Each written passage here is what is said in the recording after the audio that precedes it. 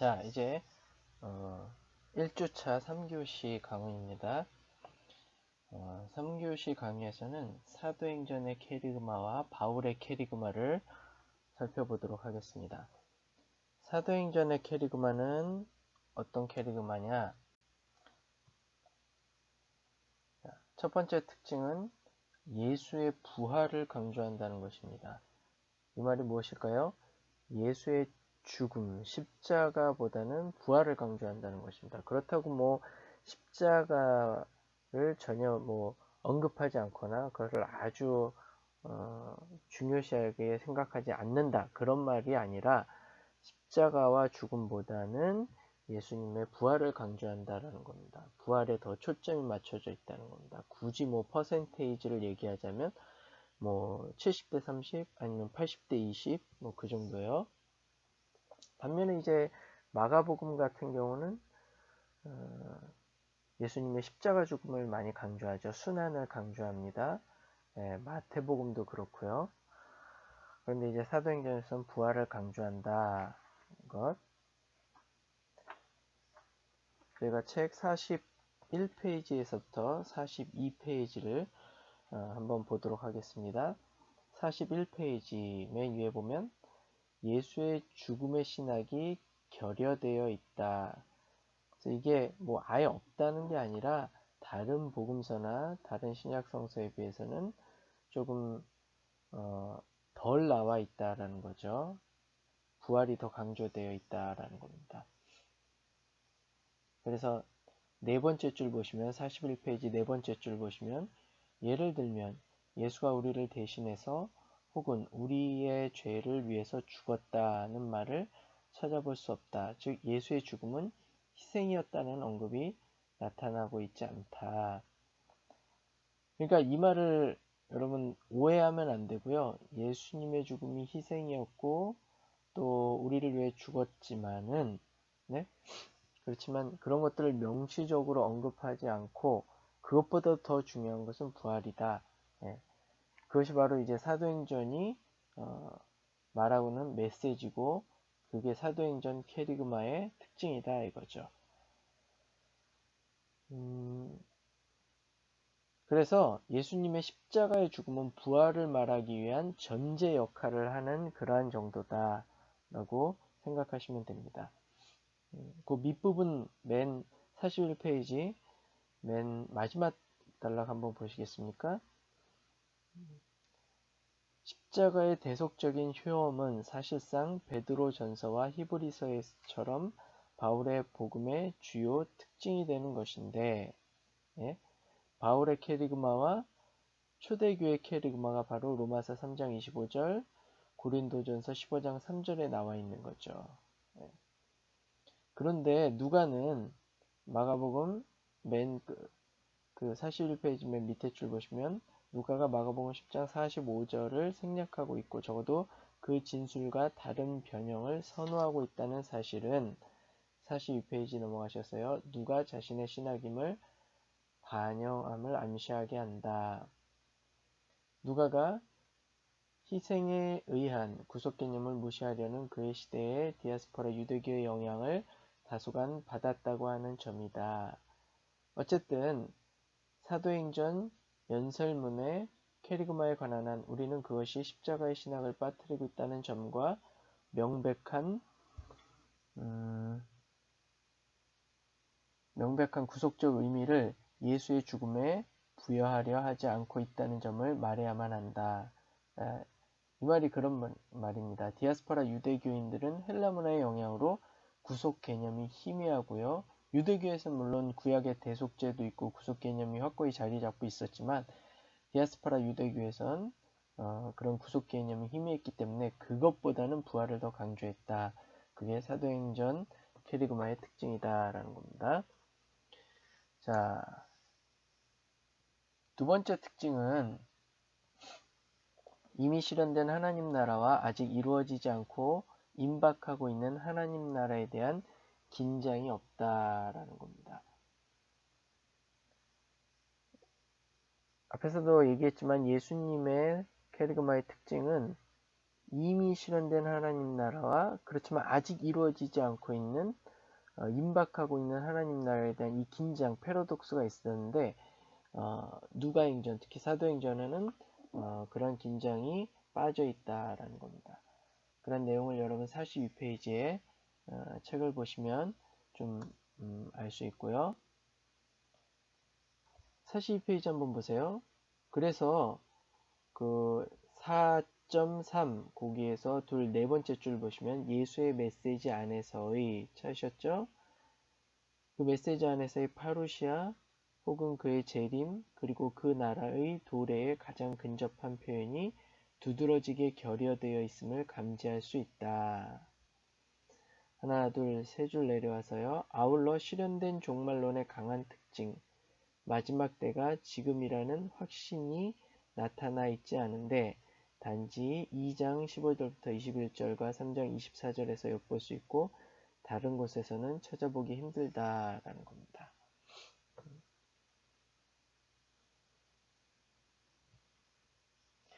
자, 그렇게 사도행전 캐리그마의 특징을 보여. 자, 세 번째 특징은 예수의 말과 행동이 거의 하나님께 종속되어 있다라는 점입니다. 이 말은 이제 44페이지 4.5로 넘어가셔서 한번 볼까요? 네, 44페이지 4.5에 세 번째 줄 보시면 예수는 존처럼 행위의 주체로서 표시되지 않고 있다. 즉 그가 행한 모든 일, 봉사활동, 부활, 고향 등이 하나님께 종속되고 있다. 그래서 하나님이 예수님을 통해서 했다. 그 다음에 부활에도 하나님이 일으켜 세우셨다. 그런 표현을 사용합니다. 예수님이 직접 부활했다라기보다도 하나님이 그를 죽은 자 가운데서 일으켜 세우시고 뭐 그 말이 아니냐 똑같은 말 아니냐 이렇게도 얘기할 수 있겠지만 이런 표현들 미세한 부분에서 또 사도행전 저자가 독자들에게 말하고자 하는 그런 부분들이 있습니다. 그것을 캐치해내는 게 중요합니다. 계속 읽어보면요. 파루시아에 관한 유일한 관련 문기도 하나님께서 그리스도를 보낸다라는 견지에서 구성되었습니다. 이 파루시아, 그러니까 재림을 얘기하는 거죠. 그것도 예수님이 만군, 천군, 천사를 이끌고 구름을 타고 탁 오시는 능동으로 쓰였다라기보다도, 능동태로 쓰였다라기보다도 예수님이 보낸다라는 그러한 표현으로 사용됐다라는 거죠. 그 다음에 예수님을 심판주로 보는 두 개의 관련 문구에서도 특별히 하나님께서 그에게 그러한 직무를 주셔서 행한다 그렇게 진술되어 있다라는 거죠. 그러니까 행위의 주체는 하나님이고 예수님은 하나님의 아들 독생자로서 아버지의 그 뜻을 받들어서 명령을 받들어서 행하는 그러한 분으로 기술되어 있다. 그게 이제 사도행전 캐리그마의 특징이다라는 거죠. 네 번째 특징은 회개, 세례, 죄사함, 용서, 성령의 선물이 일종의 순서처럼 밀접하게 연관되어 있습니다. 45페이지를 한번 보시면요.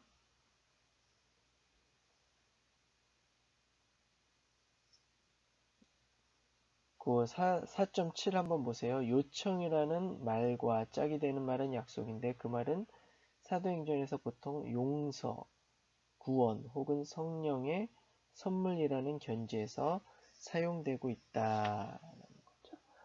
그래서 이런 것들이 그러니까 회개하고 예수의 이름으로 세례를 받고 죄사함을 받고 그래서 용서함을 받으면 성령을 선물로 받고 구원을 받게 된다라는 것들이 일종의 순서처럼 특별히 밀접하게 연관되어 있습니다. 그래서 그리스도의 교회에서는 사도행전에 있는 성경 구절들을 많이 예시로 삼아서 구원의 과정을 설명하기도 합니다. 그래서 이런 것들이 이제 사도행전의 캐리그마의 특징이다. 네 번째 특징이다. 그렇게 보시면 됩니다.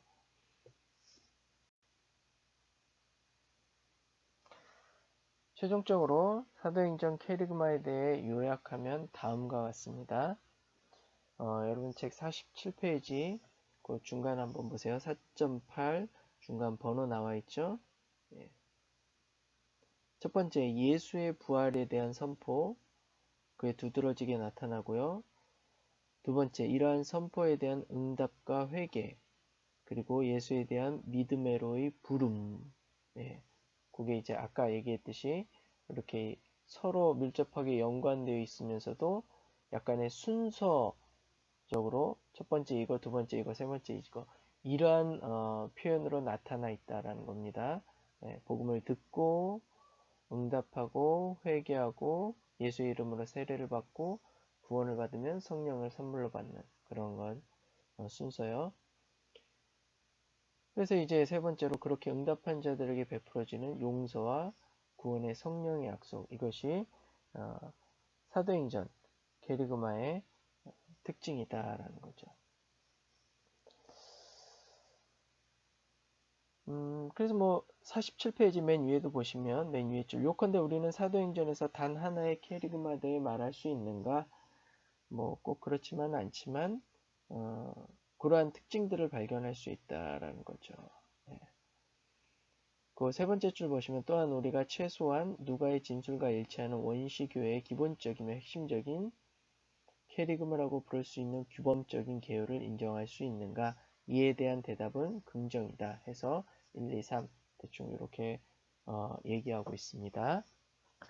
자, 다음에 우리가 바울의 캐리그마를 한번 보도록 하겠습니다. 바울의 캐리그마 첫 번째 특징, 바울에게는 역사적 예수보다 신앙의 예수가 더 중요했다. 이게 무슨 말인지 좀 이해하시겠어요? 예수님은 복음서에 보면, 특별히 공간복음서 마태, 마가, 누가 복음에 보면 예수님의 말씀과 행적이 나와 있죠. 그래서 예수님이 어떻게 말씀하셨고 어떻게 행하셨고 그런 것들이 우리에게 어떤 의미를 주고 어떤 메시지를 주는가, 그런 것들을 많이 얘기하고 있습니다. 근데 바울은 복음서를 인용하는 게 거의 없죠. 예. 고린도전서 15장에 그 초대교회 캐리그마라고 하는 예수님이 구세주고 이 땅에 오셔서 죽었고 3일 만에 부활하셨고 뭐 우편에 앉아 계시고 뭐 이런 것들 아주 기본적인 것만 나와 있지 예수님의 말씀을 인용한다던가 그런 것들이 별로 없죠. 그러니까 그런 예수님도 중요하지만 그런 예수님이 구체적으로 그러면 나에게 어떤 영향을 미쳤고 내가 어떤 신앙을 갖게 되고 어떻게 믿게 되고 그러면 어떤 변화가 일어나게 되는가, 그런 것이 바울에게는 더 중요했다라는 겁니다. 그래서 여러분 책 48페이지 한번 중간 부분부터 볼까요? 어디라고 할까요? 그러면 밑에서 둘, 넷, 여섯, 여덟, 12번째 줄이네요. 그러나 바울의 복음 중 가장 특징적이고, 찾으셨죠? 독자적인 표현은 주와 새 인간성의 대표자인 고양된 그리스도에 대한 강조. 그러니까 신앙의 그리스도죠. 승천하신 그리스도. 그래서 우리를 새롭게 만드시는 그런 그리스도가 중요하다라는 거죠. 그 결과 개종은 그리스도와의 연합 속으로 들어가는 것을 의미한다. 신자들은 그의 몸이고 또 그리스도 안에서 주 안에서 생활하고 섬기며 행동하는 것이다. 고로 바울에게 있어서 기독교의 본질은 친밀한 관계 속에서 하나님에 의해 받아들여지는 것이며 인간 편에서는 믿음으로 말미암아 그 관계 속으로 들어가 사는 것이며 은혜 및 성령의 선물을 통해서 그 일이 가능해지며 능력을 부여받게 되는 것이다. 이것이 바로 바울의 캐리그마의 핵심이다. 네.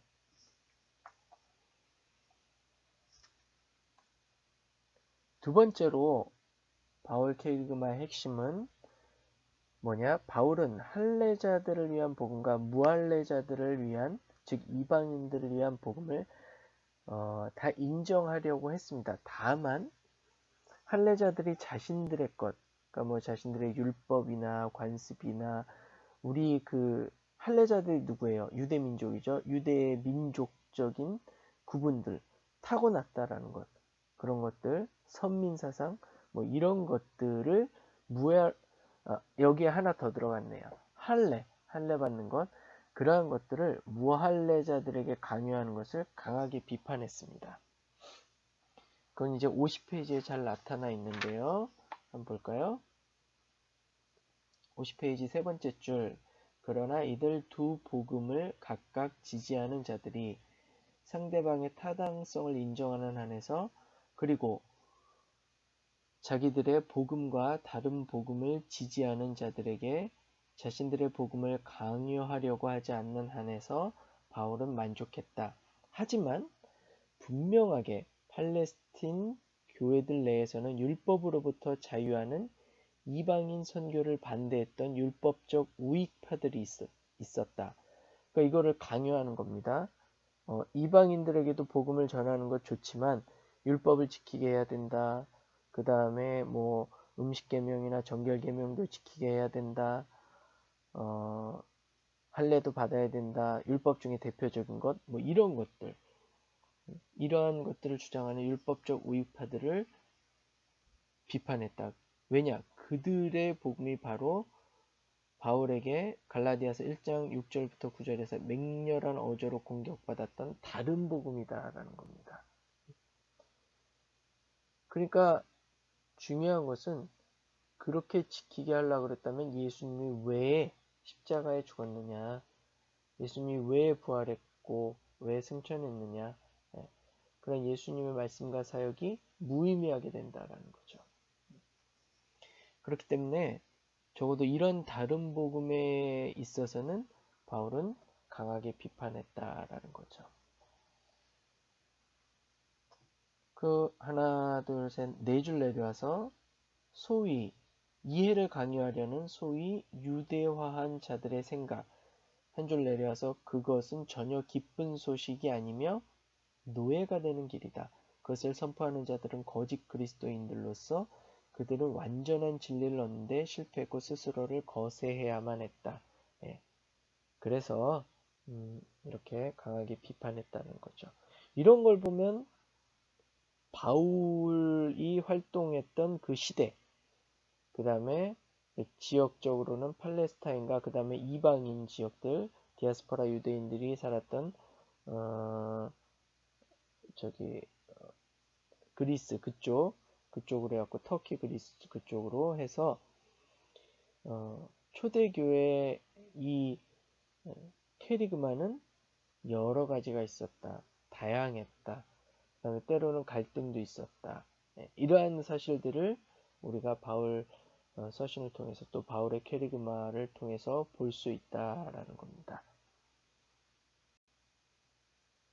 세 번째로는 바울이 그 외에는 그래도 다양성을 인정하는 모습을 보여준다라는 거죠. 51페이지 한번 보세요. 51페이지 둘레 여섯 번째 줄 보시면 바울은 자신의 의견을 반대하는 자들을 배교자나 변절자로 비난하지는 않습니다. 하나, 두 줄 내려와서요. 그는 예를 하나 드는 겁니다. 그는 세례에 대한 믿음의 다양성도 받아들이고 있다. 그는 세례에 관한 자신의 견해나 어떤 특별한 견해가 유일한 합법성을 갖고 있는 것으로 고집하지 않는다. 그보다도 그는 세례의 역할을 과소평가한다. 즉 중요한 것은 세례가 아니라 캐리그마다라는 거예요. 그래서 나는 누구파다 누구에게 세례를 받았다 이런 거 중요하지 않다라는 거예요. 그래서 오히려 나는 한 명 빼고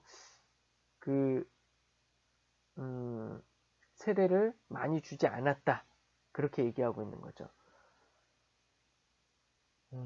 그 다음 단락 한번 보세요. 고린도전서는 예수 그리스도의 이름으로 이루어지는 모든 다양한 믿음과 실행들로 가득 찬, 그리고 여러 가지 경향과 긴장들로 가득 찬 기독교 공동체를 보여줍니다. 그래서 이런 것을 보면 이제 뭐 데살로니가 전후서, 로마서, 빌립보서도 보면은 초대교회가 좀 다양한 모습을 가지고 있었고 다양한 견해 신학들을 가지고 있으면서 다양한 믿음과 실행들을 보여주고 있다는 걸 우리가 볼 수 있다라는 겁니다. 네. 그 다음에 이제 바울에게 있어서 종말론은 이미와 아직의 긴장 관계가 보입니다. 그러나 바울 서신 전체를 이렇게 쭉 보면요. 그 안에서 발전적인 이러한 그 종말론이나 신학이 조금 더 이렇게 발전하는 모습을 볼 수 있다라는 겁니다. 그것이 52페이지 밑에 달락부터 나타나고 있는데요. 한 가지 조금 아까 설명 못했던 것 좀 덧붙여서 설명을 할게요. 다양성을 인정하는 바울의 모습. 그것이 고린도전서 9장 19절서부터 23절에 아주 잘 나타나 있습니다. 51페이지, 여러분 책 51페이지 맨 마지막 줄입니다. 5.4 우리는 또한 바울이 상황에 따라 자신의 복음 선포를 다양화시킨 그 범위에 주목해야 된다. 그러니까 바울은 이렇게 딱 외골수가 아니었습니다. 우리가 흔히 말하는 꼴통 보수가 아니었습니다.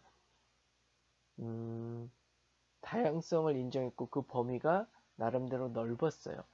그러나 우리가 다양하다고 해서 기독교가 에큐메니컬하고 너의 신학과 너의 생각을 어느 정도 인정하고 나의 신학과 나의 신학을 나누자. 그런 건 좋지만 그렇다고 해서 뭐 우리가 여러 가지 다른 이단까지 다 받아들일 수는 없잖아요. 지금 유행하고 있는 신천지를 받아들일 수는 없잖아요. 네. 그런 거나 마찬가지입니다. 바울에게 있어서 강하게 비판할 것은 비판하지만 그래도 바울은 이 다양성의 폭이 넓었다. 그런 걸 고린도전서 9장 19절부터 23절에 볼 수 있다는 겁니다. 특별히 내가 율법 아래 있지 아니하나 율법 아래 있는 자 같이 된 것은 율법 아래 있는 자들을 얻고자 함이 아니요 내가 율법 없는 자가 아니지만 율법 없는 자와 같이 된 것은 그들을 얻고자 합니다. 즉 유대인에게는 유대인의 모습으로 이방인에게는 이방인의 모습으로 강한 자들에게는 강한 자의 모습으로 약한 자들에게는 약한 자들의 모습으로 간다. 왜? 예수님의 복음을 전파하고 그 복음을 통해서 그들을 예수님의 자녀로 하나님의 자녀로 삼기 위해서 복음을 전파하기 위해서 그렇게 한다라는 거죠. 그러한 융통성 있는 바울의 모습을 볼 수 있다라는 겁니다. 다시 이제 종말론으로 돌아와서요. 그 긴장 관계가 보이지만 바울 서신 안에서 발전적인 모습을 우리가 볼 수 있다라는 거죠. 52페이지 한번 보세요. 그 밑부분에 밑에서 둘, 넷, 여섯, 여덟 번째 줄 보시면 한 가지 사실은 여러 해가 지나는 동안 바울의 메시지 안에는 분명한 발전이 이루어졌다는 사실이다. 이에 대한 가장 뚜렷한 신뢰는 바울의 종말론적 메시지이다. 데살로니가 전후서에서 엿보이는 파루시아의 임박성은 매우 실제적이다. 데살로니가 전후서에선 그렇죠. 그래서 한 줄 내려와서 임박한 파루시아는 바울의 선포에 있어서 중요한 구성 요인이 되고 있다. 한 줄 내려와서 그와 똑같은 강조가 고린도 전서 이하에서도 두드러지고 있다. 그러나 빌립보서 1장 20절 이하에서 바울은 파루시아 전에 자기가 죽을 것 같음을 신중하게 생각하고 있다. 하나, 둘, 셋, 네 줄 내려와서 이러한 사실들은 단순히 상이한 상황 속에서 형성된 동일한 메시지에 대한 상이한 표현들이 아니다. 이것은 바울의 메시지의 발전의 윤곽이 매우 뚜렷하고 또 그러한 발전에 대해 일관성이 있음을 보여준다. 하나, 둘, 셋, 네 줄 내려와서요. 바울 자신을 포함해서 많은 사람들이 파루시아 전에 죽게 될 것이라는 사실을 냉정히 받아들이는 태도로 발전이 이루어졌고, 그러니까 바울이 이제 임박한 파루시아, 임박한 재림을 믿다가 그것이 조금씩 지연되니까 이게 지연되고 있구나라는 것을 인정하기 시작했고 거기에 대해서 각 교회의 사람들에게 서신을 보내면서 그런 것들을 조금씩 언급하고 있다. 그런 의미에서 발전이라는 거죠. 그 종말론에 대한 그런 모습을 볼 수 있다라는 겁니다.